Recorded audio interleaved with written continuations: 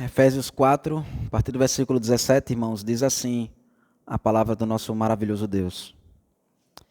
Isto, portanto, digo, e no Senhor testifico, que não mais andeis como também andam os gentios, na vaidade dos seus próprios pensamentos, obscurecidos no entendimento, alheios à vida de Deus, por causa da ignorância em que vivem, pela dureza do seu coração, os quais, tendo se tornado insensíveis, se entregaram à dissolução, para com avidez cometerem toda sorte de impureza. Mas não foi assim que aprendestes a Cristo, se é que de fato o tendes ouvido, e nele fostes instruídos, segundo a verdade em Jesus. No sentido de que, quanto ao trato passado, vos despojeis do homem que se corrompe segundo as concupiscências do engano, e vos renoveis no espírito do vosso entendimento. E vos revistais do novo homem, criado segundo Deus, em justiça e retidão, procedentes da verdade. Amém, irmãos. Vamos orar mais uma vez, pedir para que o Senhor nos abençoe nesse momento, na meditação da sua palavra. Senhor Deus, Pai, tem misericórdia de nós, Deus, porque precisamos, meu Deus, ser transformados, Pai. Há tanto em nós, meu Deus, que faz com que nós estejamos, meu Deus, vivendo essa vida de um modo tão diferente, Pai, do que foi projetado, Pai, do que foi planejado, meu Deus, do que o Senhor nos ordena em Tua palavra, Deus. E a única forma, Senhor, de sairmos, meu Deus, desse ciclo vicioso, Pai, envolvidos em tantos pecados, meu Deus, em tantos pensamentos corruptos, Senhor, é se o Senhor nos transformar, meu Deus, através da Tua palavra, se Teu Espírito Santo, meu Deus, poderosamente agir em nós, meu Deus, e através de nós, e fazer com que nós, meu Deus, venhamos a enxergar as coisas como o Senhor enxerga, Pai. Nossos desejos possam ser mudados, Pai. Nossos pensamentos transformados, Pai. E a nossa vida possa ser vivida de um modo completamente diferente, meu Deus. Nos ensina, Pai. Nos ajuda, meu Deus, a sermos transformados, Pai. A vivermos em novidade de vida, Senhor. Que a nossa vida faça sentido para a Tua glória, meu Deus. Que a nossa vida, meu Deus, tenha significado aqui nesse mundo, Senhor. Que não estejamos aqui por acaso, Senhor. Que não estejamos aqui soltos nesse mundo, Senhor, perdidos. Tem misericórdia de nós, Senhor. Nos ajuda, meu Deus, aqui no poder do Teu Espírito Santo, Senhor. Apesar das fraquezas e falhas de nossos corações, Senhor. Apesar da nossa indisposição, Senhor, em de fato, meu Deus, sermos transformados, Pai. Apesar de querermos, Senhor, que o Senhor atue em nós apenas na medida, meu Deus, que for confortável, que aparentemente for ser bom para nós, meu Deus, não, Deus. Nós sabemos que a Tua palavra é maravilhosa, meu Senhor, e que se ela for colocada em prática em nossas vidas, meu Deus, se ela for integralmente vivenciada por nós, meu Pai, nós seremos completamente beneficiados, ó Deus. Rasga os nossos corações, Senhor. Faz a Tua obra, meu Deus, santa, poderosa, profunda, Senhor, em nossas vidas. Em nome do Teu Filho amado Jesus que nós oramos. Amém. Irmãos, vocês já sentiram nojo de alguma coisa? Será que tem alguma coisa específica que faz com que você sinta nojo?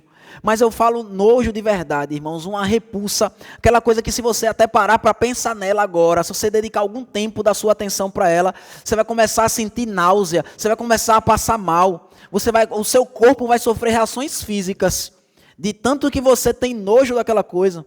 Será que você já se sentiu assim em algum momento da sua vida? Veja, é exatamente assim que o apóstolo Paulo, através desse texto, ele quer que eu e você, nós nos sintamos com relação ao pecado. Ele quer que eu e você, a gente sinta um nojo, uma repulsa profunda em relação ao nosso próprio pecado. Nós temos meditado, irmãos, já estamos na segunda parte da carta que o apóstolo Paulo escreveu aos Efésios. Na primeira parte, ela é uma parte mais teórica, não no sentido de que não dá para a gente colocar em prática, pelo contrário, tudo que o apóstolo Paulo vai falar nessa segunda parte aqui, a partir do capítulo 4, ele simplesmente está colocando em prática aquilo que ele já falou nos 3 primeiros capítulos. Ele vai falar a respeito do evangelho, irmãos, da salvação que começou na eternidade e que traz frutos e que tem reflexo em nossas vidas aqui nesse mundo. Ele fala a respeito da salvação que o Pai, o Filho e o Espírito Santo, eles planejaram, eles executaram e eles conquistaram para nós. A salvação que Deus traz para as nossas vidas. E ele então ora, Ele ora para que a gente possa entender a profundidade dessa salvação, do que Deus fez por nós. E depois ele explica novamente a salvação, agora com um olhar mais terreno. Ele fala do nosso pecado, da maldade que há em nosso coração e o quanto que Deus precisou ser maravilhoso, ser misericordioso, para que ele pudesse trazer salvação para nós. E a salvação de Deus, ela é completa, irmãos. Ele diz que Deus nos tirou dos nossos delitos e pecados, para que ele pudesse nos levar, nos conduzir a um local que é onde nós vamos praticar as boas obras que Deus nos predestinou, nos preparou para que andássemos nelas. E a gente pudesse então viver em novidade de vida. E aí ele diz que isso é tão profundo, a obra do Evangelho, irmãos, que ela foi feita para unir até mesmo inimigos, que pessoas que se odeiam, judeus e gentios, pessoas completamente diferentes, culturalmente diferentes, geograficamente diferentes, pessoas que inclusive umas fizeram mal às outras no passado, mas que agora em Cristo eles podem ter um relacionamento verdadeiro, profundo, podem estar unidos, vivendo em unidade em Cristo Jesus. Então ele ora mais uma vez, no final do capítulo 3, ele ora pedindo para que Deus ele faça com que a gente possa entender que não há nada mais importante do que isso, irmãos. Que não há nada maior que possa ser contemplado. Que não há nada mais profundo, irmãos, que nós possamos experimentar do que eu e você, a gente ser controlado, a gente ser dominado pelo amor de Cristo, que excede todo entendimento. Então, a partir do capítulo 4, aqui ele vai colocar em prática todas essas coisas que ele falou, irmãos. E isso, há conteúdo nisso para que a gente medite o resto das nossas vidas, irmãos. Veja o que ele vai começar dizendo no capítulo 4. Ele vai falar a respeito da unidade que eu e você a gente tem que ter. Ele diz que a gente vai ter que viver do modo digno da vocação a que nós somos chamados. Qual foi a vocação que nós somos chamados? Para sermos santos e irrepreensíveis perante Ele. Porque fomos predestinados em amor. Ele diz, então vamos viver numa unidade, porque veja, o Pai, o Filho e o Espírito Santo, eles numa unidade planejaram e executaram a nossa salvação. Então, eu e vocês, nós também devemos viver em uma unidade, porque nós somos um só corpo. Nós somos um só corpo, o corpo de Cristo. E ele vai dizer, como é que essa unidade é formada? Como é que nós vamos viver de modo verdadeiro essa unidade?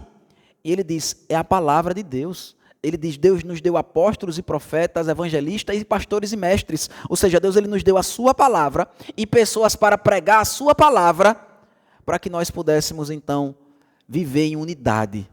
E agora então, irmãos, ele diz, depois de falar que Deus ele fez tudo isso para que a gente viva em unidade, para que a gente possa se edificar mutuamente uns aos outros, ele então entra no versículo 17 e diz, isto portanto digo e no Senhor testifico.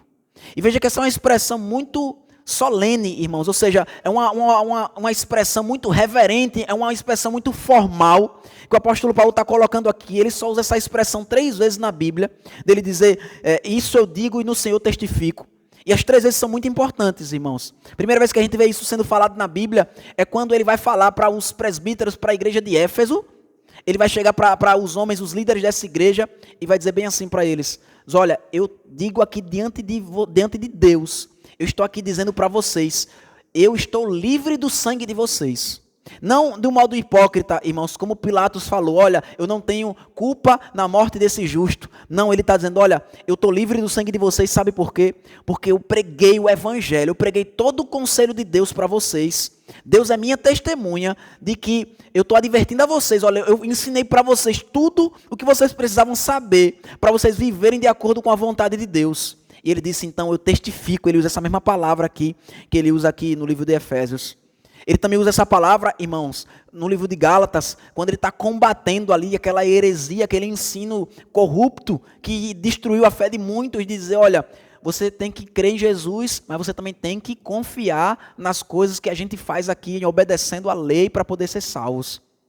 E Paulo lhe diz, então, olha, eu testifico uma coisa para vocês.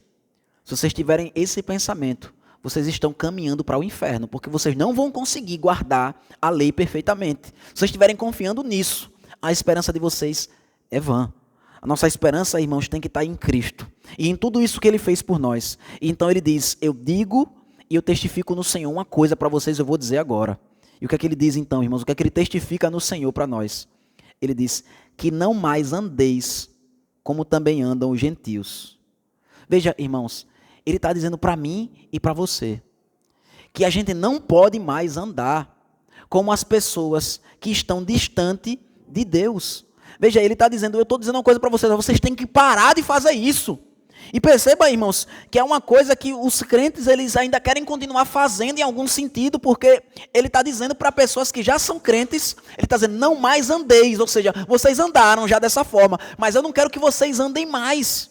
Isso aqui, irmãos, ele está roubando essa linguagem do capítulo 2, que ele mesmo usou essa linguagem para falar que nós estávamos mortos nos nossos delitos e pecados, ele diz, nos quais andastes outrora, segundo o curso desse mundo. Ele fala que o nosso andar, irmãos, o andar dos gentios, que a gente mesmo já andou anteriormente, é o andar do pecado, irmãos. É a gente está sendo guiado por esse mundo, é a gente está sendo escravizado por Satanás, e nós sermos escravos até mesmo das nossas próprias paixões e desejos carnais. Ele diz, vocês não podem andar assim.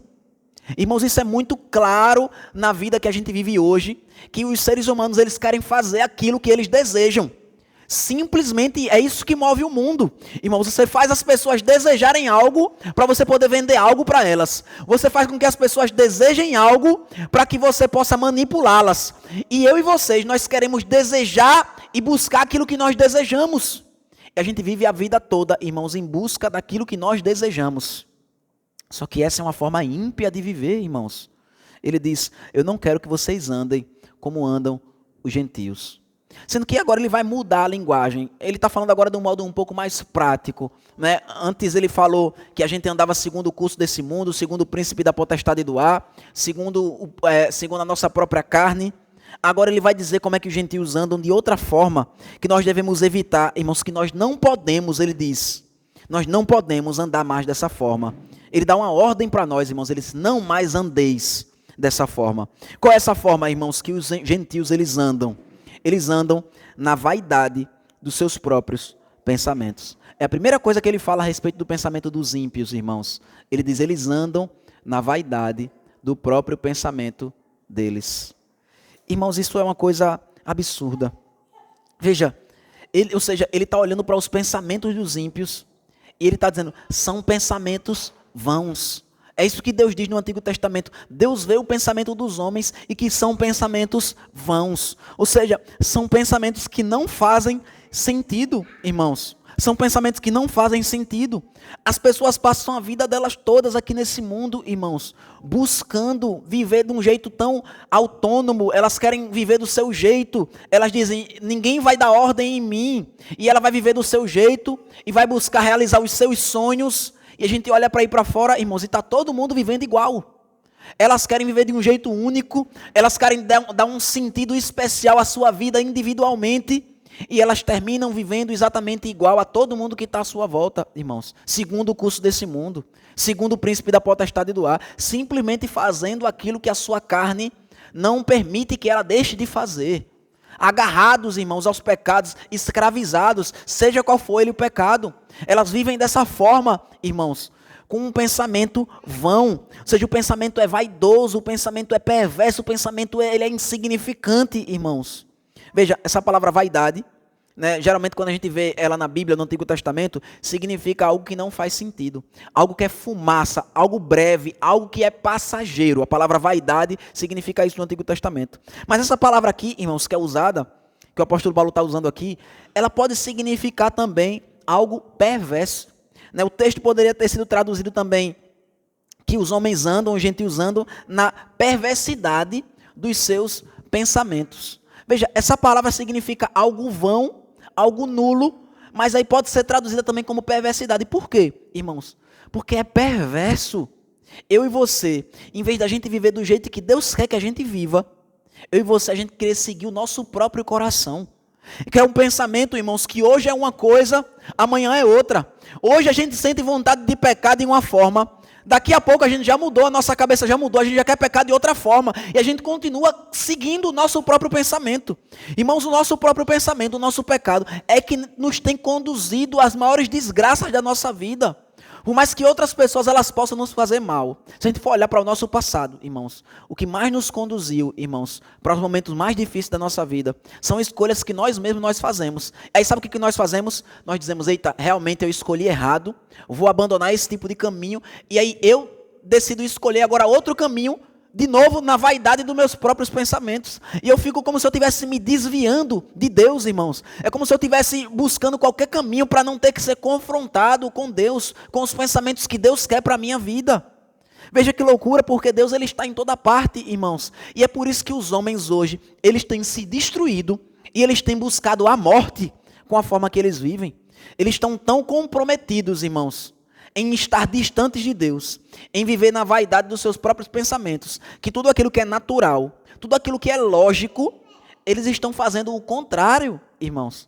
Eles estão com práticas que vão destruir tanto eles mesmos, quanto a sociedade à sua volta.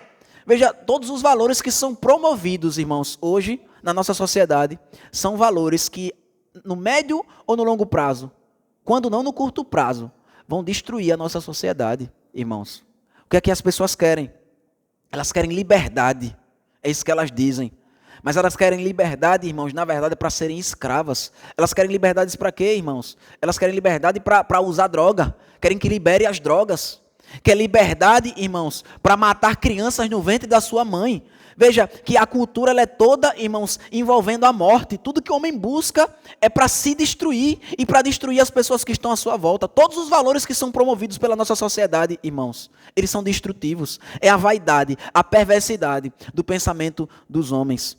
Ele diz que os homens, os gentios, andam, né, na vaidade dos seus próprios pensamentos. E ele diz, obscurecidos de entendimento. Ou seja, mesmo quando eles querem construir um pensamento lógico que faça sentido, irmãos, eles são incapacitados porque o entendimento deles está obscurecido por conta do pecado deles. É como se existisse uma névoa densa entre eles e a lógica, que eles não conseguem pensar, irmãos, de um modo que faz sentido. Na cabeça deles talvez faça todo o sentido do mundo, irmãos. Eles conseguem construir um pensamento que explica para eles a origem do universo. E aí diz, está vendo, a gente não precisa mais de Deus, porque a gente já entendeu a vida à nossa volta. Eles vão e criam um pensamento, irmãos, para explicar por que não precisa ser crente mesmo. Você pode seguir outra religião. São que todos os pensamentos dos homens, irmãos, que estão distantes de Cristo, eles vão levar os homens para cada vez mais distantes de Cristo. Você quer ver? Veja que os homens eles começaram assim. Se a gente for olhar a história da humanidade, né, o cristianismo ele dominava, né, na época da Idade Média, na época da Reforma Protestante, o cristianismo era a religião que dominava o mundo que nós conhecemos. Aí o que os homens começaram a pensar? Calma, a gente não precisa crer nesse Deus aí não que vocês estão dizendo. A gente precisa crer em um Deus. A gente pode crer em qualquer Deus. A gente pode ter outra religião, porque existem outras religiões. Por que essa religião é melhor do que as outras? E aí faz sentido, né, irmãos? Eles começam a pensar, por que essa religião só tem essa certa no mundo? Tem tantas religiões aí e só tem essa certa no mundo? E eles começam a dizer, não, então a gente tem que buscar a Deus. Não importa a religião, a gente tem que buscar a Deus. E aí eles continuam nesse pensamento obscurecido. E onde é que eles chegam, irmãos? Não, olhe, ele não precisa mais buscar Deus nenhum. Por que vai buscar Deus? Por que precisa buscar Deus? Eles tiram, irmãos, Deus do centro e vão afastando cada vez mais das nossas vidas, ao ponto que agora eles querem tirar Deus completamente. E a gente não pode nem mais sentir falta, porque realmente, irmãos, Deus não faz falta. Se ele estava só no cantinho da sua vida e agora a sociedade quer arrancar ele, não vai fazer falta.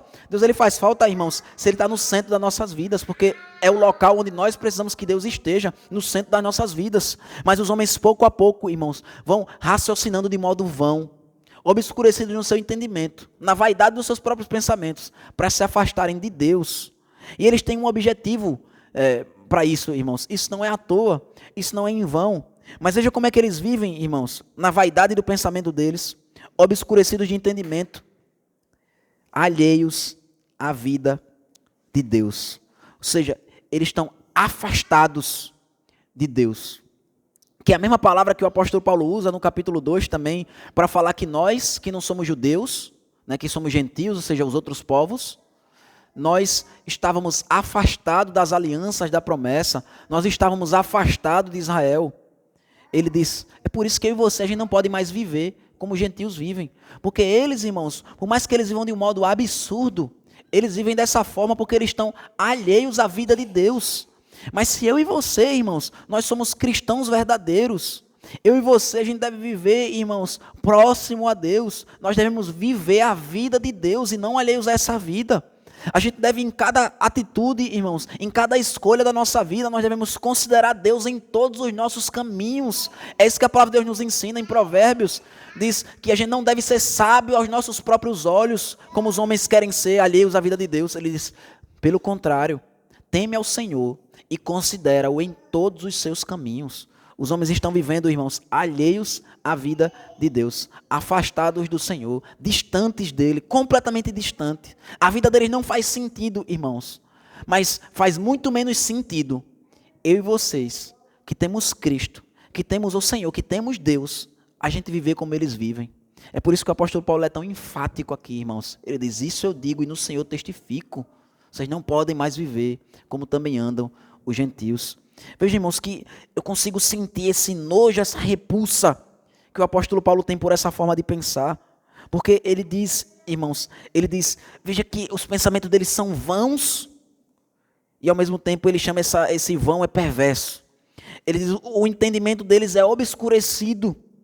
Eles estão alheios à vida de Deus e ele diz, por quê? Por causa da ignorância em que vivem pela dureza do seu coração. Eles estão alheios à vida de Deus, irmãos, por conta da ignorância deles.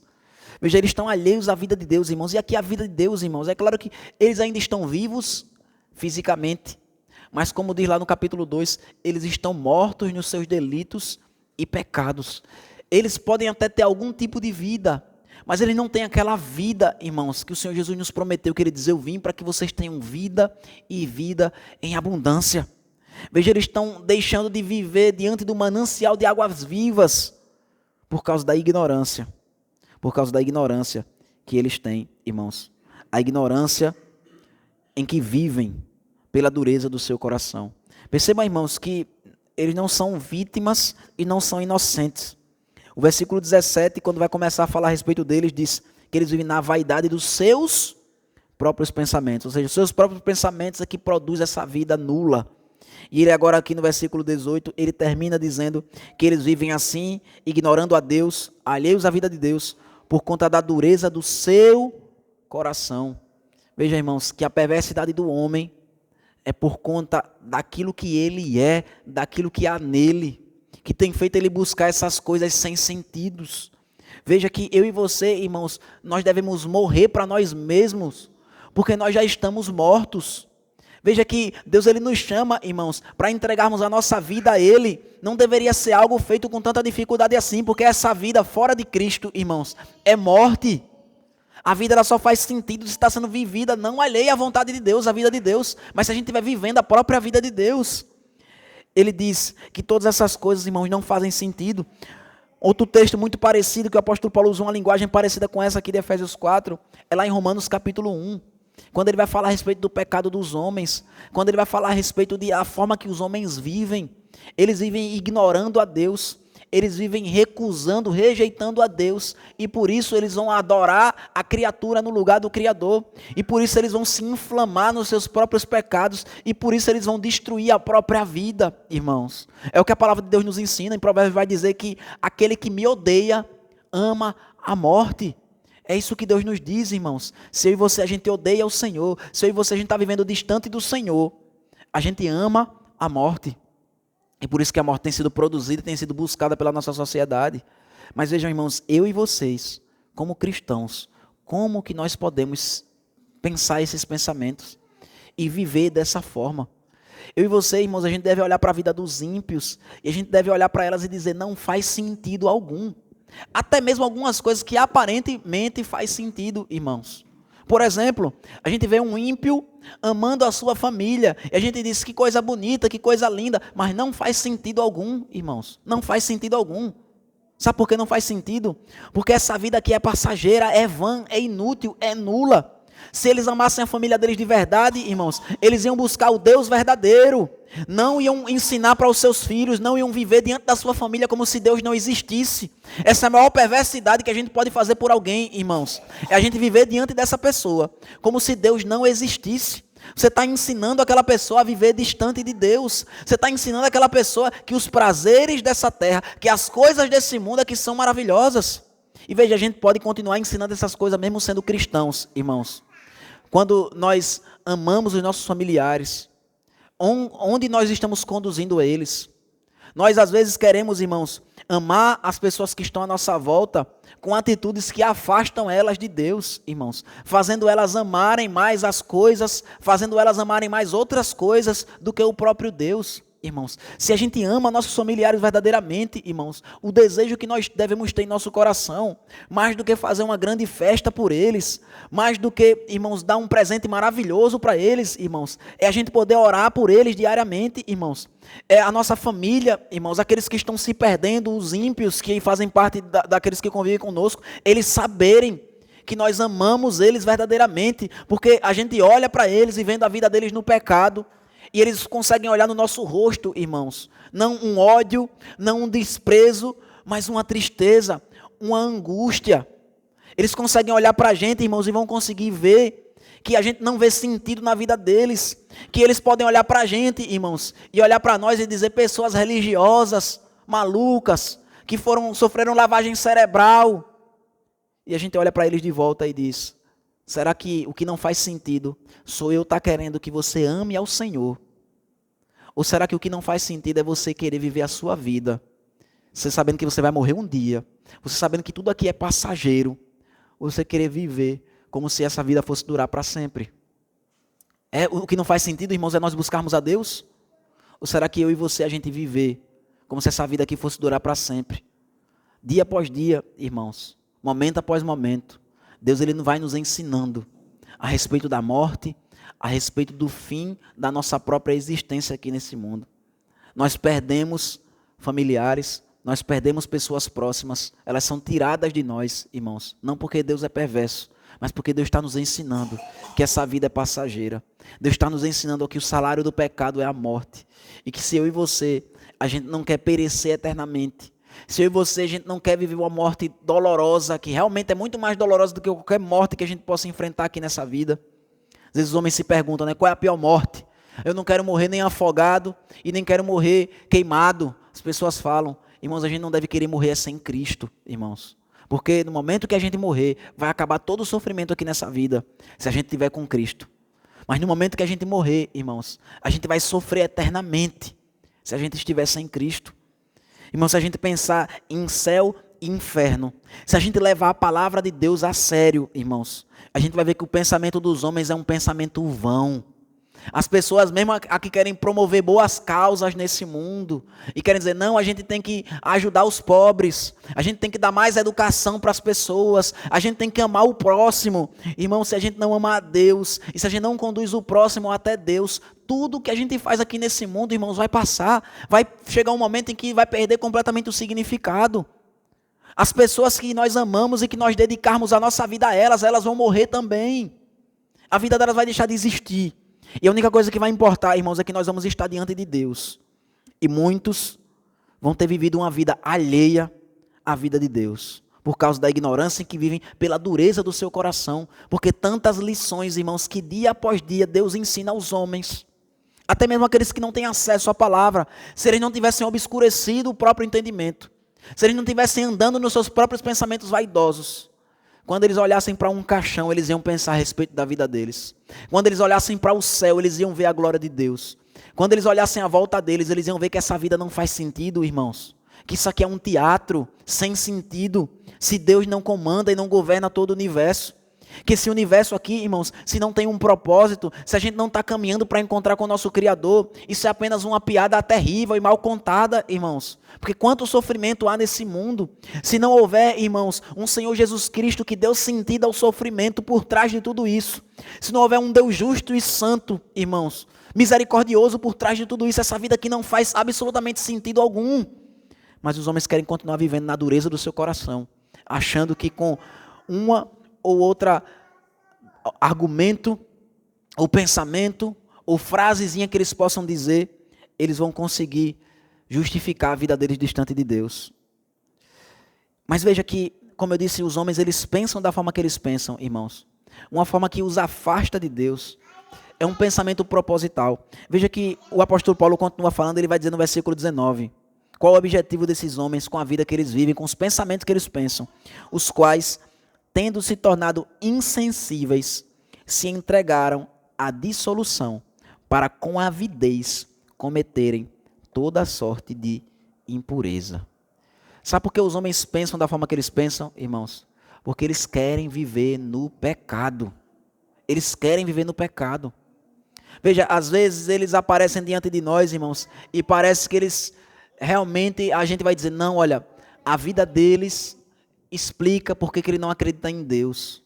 A vida dele realmente, olha, ele é uma pessoa muito inteligente para acreditar em Deus, né? A gente que é ignorante é muito mais fácil para a gente acreditar em Deus, mas uma pessoa tão inteligente, tão esclarecida, é muito mais difícil para ela acreditar em Deus. Isso não existe, irmãos. Isso não existe. A coisa mais clara no universo é que existe um Deus e que nós devemos viver para servi-lo.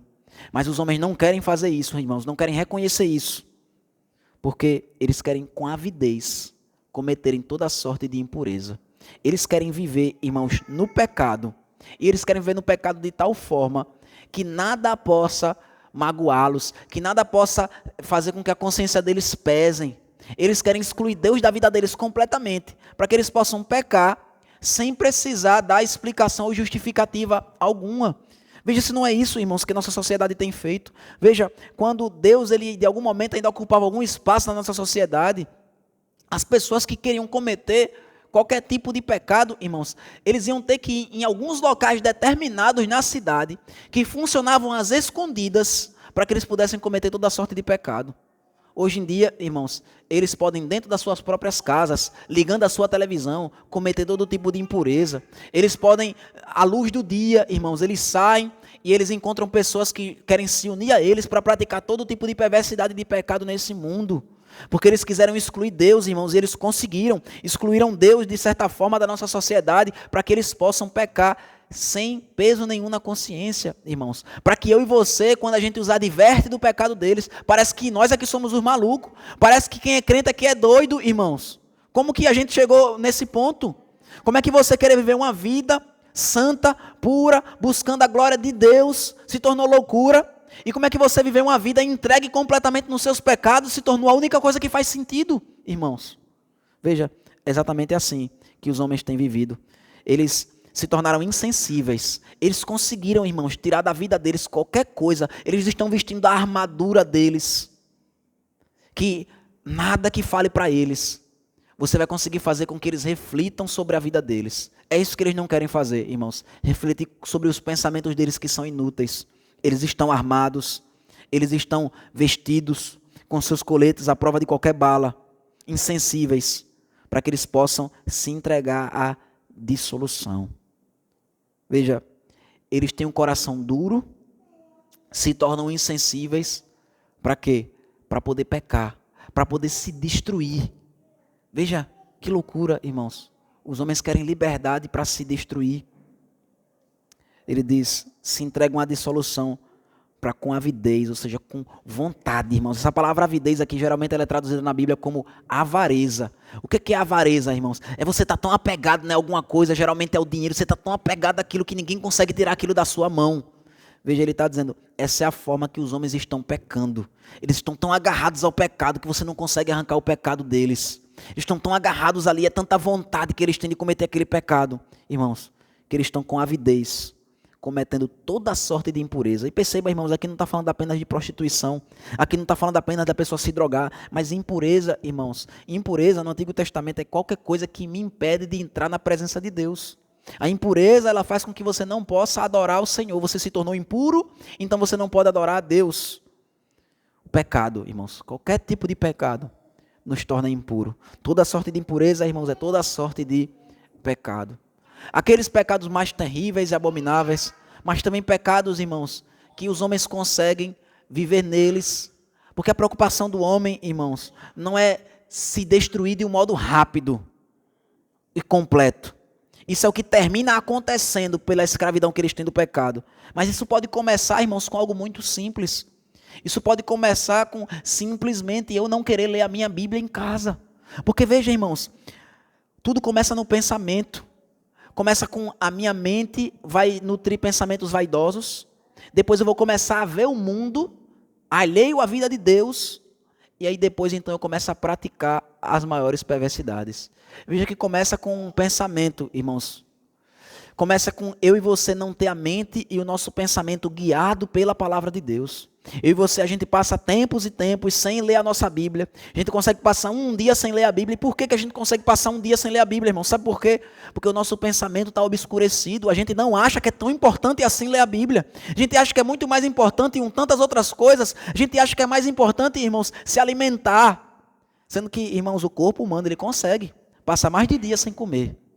Mas a nossa alma, irmãos, se ela passar um dia sem a palavra de Deus, irmãos, nós estaremos dispostos e estaremos expostos a todo tipo de pecado, irmãos.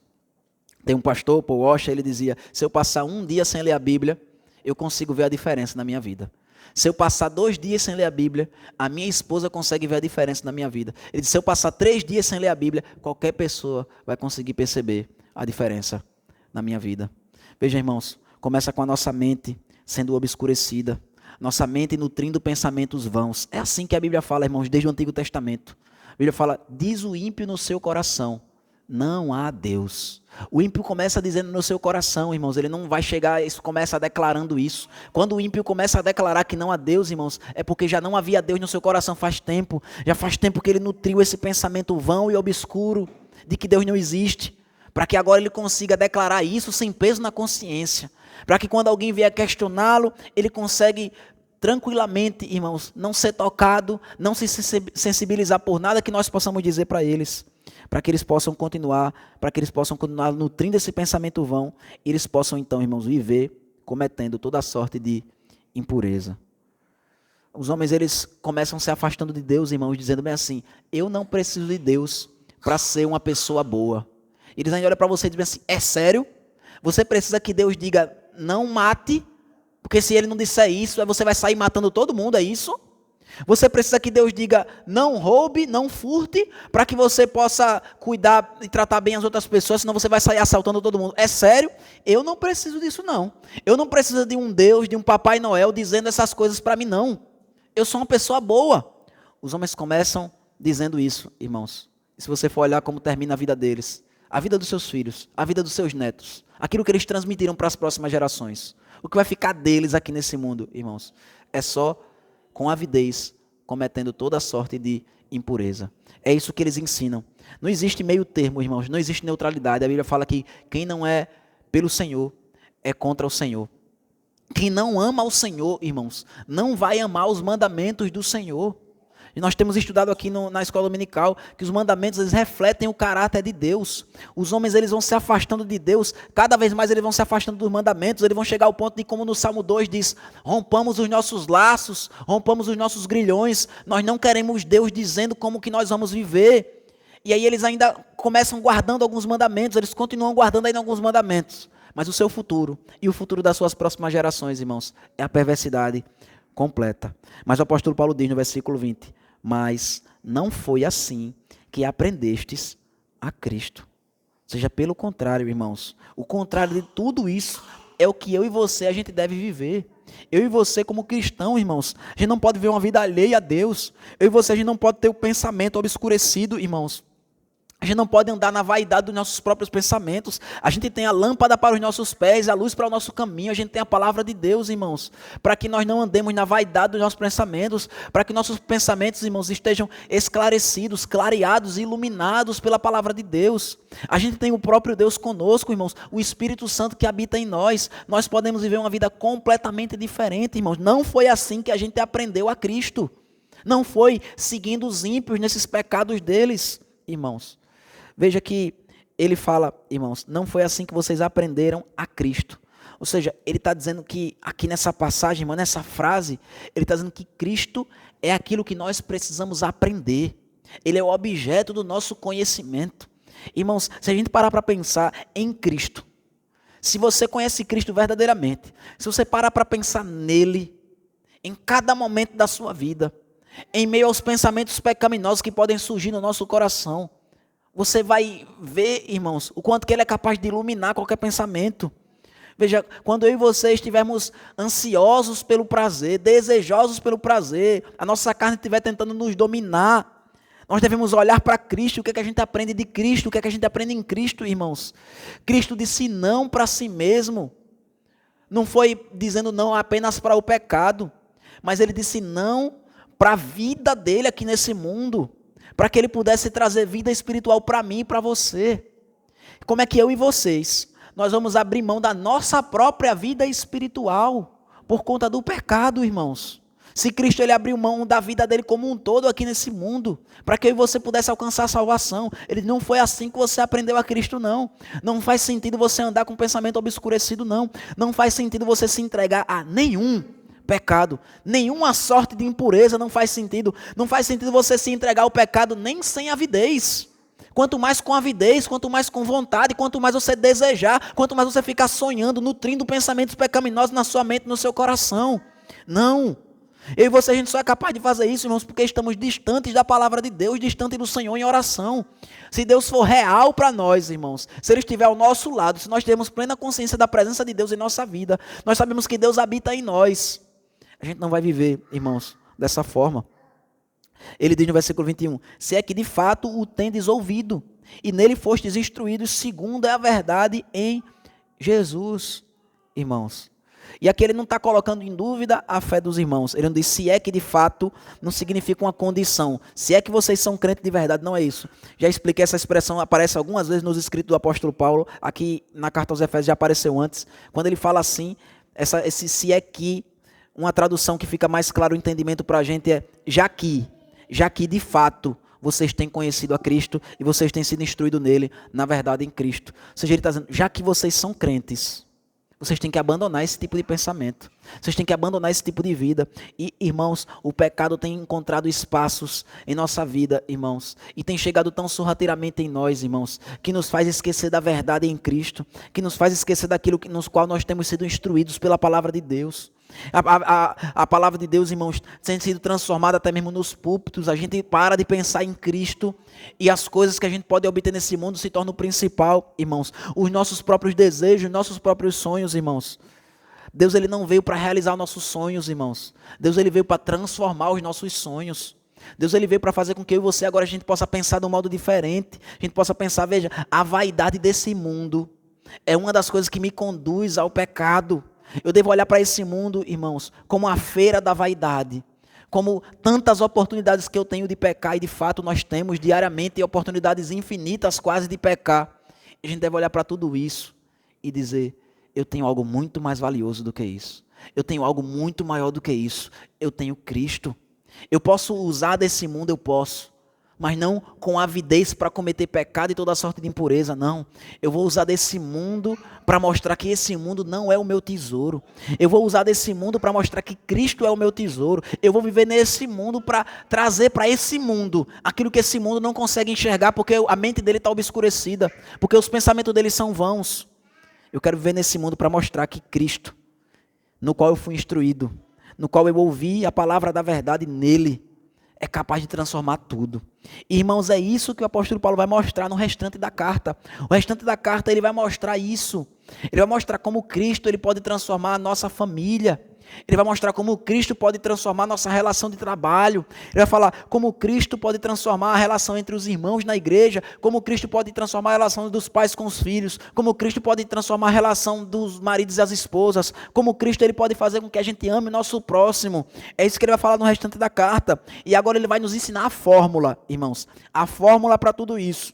Ele diz a partir agora do versículo 22, ele diz no sentido de que, quanto ao trato passado, vos despojeis do velho homem, que se corrompe segundo as concupiscências do engano, e vos renoveis no espírito do vosso entendimento, e vos revistais do novo homem, criado segundo Deus, em justiça e retidão, procedentes da verdade. Veja, irmãos, essa aqui é a fórmula da transformação das nossas vidas, que o Espírito Santo opera em nós. Ele diz, primeira coisa, quanto ao trato passado, ou seja, quanto a esses pensamentos inúteis, fúteis que nós tínhamos, nós temos que nos despojar deles. Ou seja, a gente tem que tirar essa roupa, essa vestimenta do velho homem. A gente tem que parar de viver pensando e agindo e vestido com as roupas pecaminosas dos ímpios, irmãos.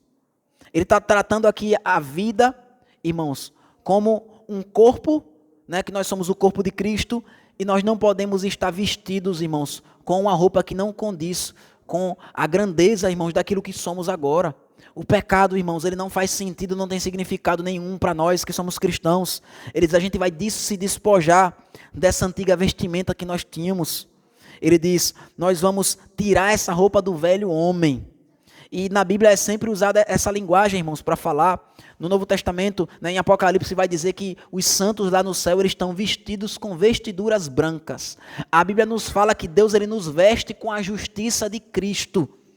Ele está dizendo, mas para que isso aconteça, irmãos, nós precisamos primeiro nos despojar do velho homem. Veja, a ordem em que a nossa vida aqui nesse mundo vai ser transformada é assim. Nós somos salvos, então nós vamos ser despojados do velho homem. E veja, quando ele vai falar do velho homem, irmãos, ele já falou lá em cima de tudo como é que é a vida do velho homem. Que é uma vida de pecado, do entendimento obscurecido, o pensamento vão, vaidoso, vivendo no pecado. Mas ele faz questão, irmãos, o nojo dele é tão grande, irmãos, dessa velha vida, que quando ele fala a respeito do velho homem, ele diz que se corrompe segundo as concupiscências do engano. Então a gente vai parar de viver, irmãos, como a gente vivia antes. Ele diz, o que é que vai acontecer então, o segundo passo? Nós vamos parar de viver no pecado, irmãos. E o segundo passo, a nossa mente vai ser renovada pelo Espírito Santo, para que a gente possa entender como Deus quer que a gente viva. Veja, nós já somos crentes, irmãos, nós vamos arrancar essa forma de viver antiga. Nós vamos buscar na palavra de Deus como o Senhor, como é que o Senhor quer que eu viva a partir de agora. E a nossa mente vai ser renovada. Irmãos, perceba, ele não está falando aqui da gente apenas ler a Bíblia. A Bíblia tem que ser pregada nos nossos corações, irmãos. A Bíblia tem que ser internalizada, para que a nossa mente possa ser renovada. A gente precisa, irmãos, não olhar para o que a palavra de Deus ensina e ter dúvidas sobre. Não devo não saber o que Deus requer de mim nesse assunto ou nesse aspecto específico da minha vida. Eu preciso saber, e não apenas saber, mas aquilo ali precisa ser internalizado, ao ponto de que minha mente seja renovada no espírito do vosso entendimento. E o terceiro e último passo, então, dessa transformação que o Espírito Santo opera em nós é, e vos revistais do novo homem. Veja, a gente vai arrancar as vestes pecaminosas, e é como se a gente fosse tomar um banho na palavra de Deus. A gente está com aquela veste podre, completamente suja, a gente vai tomar um banho na palavra de Deus, a gente vai tomar um banho, irmãos, para sairmos dali completamente limpos, nosso entendimento renovado na palavra, e aí então a gente vai colocar uma roupa nova, que condiz agora com a limpeza que o Espírito Santo operou em nós, e a gente então vai se revestir do novo homem. E ele explica esse novo homem. Ele já falou do velho homem que se corrompe segundo as concupiscências do engano. E agora ele diz o novo homem, criado segundo Deus, em justiça e retidão, procedentes da verdade. Veja, irmãos, é um novo homem, é uma nova criação, como a Bíblia fala em 2 Coríntios, que diz que se alguém está em Cristo é nova criação, que as coisas antigas já passaram e tudo se fez novo. A gente agora vai viver a vida de Deus, a vida segundo Deus. Muito mais até do que Adão antes da queda, porque se os irmãos se lembrarem, Adão antes da queda ele estava nu, mas nós, irmãos, estamos vestidos com a justiça de Cristo, e a gente pode então viver uma vida em justiça e retidão, ou seja, uma vida de obediência aos mandamentos de Deus, irmãos, uma vida santa, ele diz que procede da verdade. Veja, ele falou, no sermão passado nós vimos que ele fala sobre a palavra de Deus, irmão, ser o fundamento da nossa unidade. A vida santa e justa que nós vamos viver, irmãos, é uma vida baseada na palavra de Deus, na verdade de Deus. Às vezes nós pensamos, irmãos, que pela nossa própria força, ou às vezes tentamos fazer aquilo que nós achamos melhor. Nós queremos, como o mundo fala muito hoje, querer ser a melhor versão de nós mesmos. A gente não deve querer ser a melhor versão de nós mesmos, irmãos. Nós devemos querer ser outros, uma nova criatura em Cristo Jesus, que se renova a cada dia, ao invés de se corromper nas concupiscências do engano. Nós vamos ser revestidos da justiça de Cristo, viver segundo Deus, em retidão, em justiça procedentes da verdade. A gente vai ter a nossa vida, irmãos, transformada pelo Espírito Santo. E a gente vai aprender cada vez mais a odiar o pecado. Irmãos, perceba que isso aqui é um ciclo virtuoso ou um ciclo vicioso. Ou eu e você, a gente não vai ser renovado pela palavra de Deus. E a gente vai ver o pecado cada vez como algo natural e normal e que pode ser praticado. ou a gente vai ser renovado pela palavra de Deus, e cada vez mais a gente vai odiar mais o pecado, e mais a gente vai querer Deus, e mais a gente vai odiar o pecado, e mais a gente vai querer Deus, e mais a gente vai odiar o pecado. Ou a gente vive pecando, e cada vez mais iremos nos afastar de Deus, irmãos. Ou a gente vive buscando ao Senhor, e cada vez mais estaremos próximos deles. Se é que nós, de fato, temos ouvido e nele temos sido instruídos. E de fato temos sido, irmãos. Que Deus nos abençoe. Amém?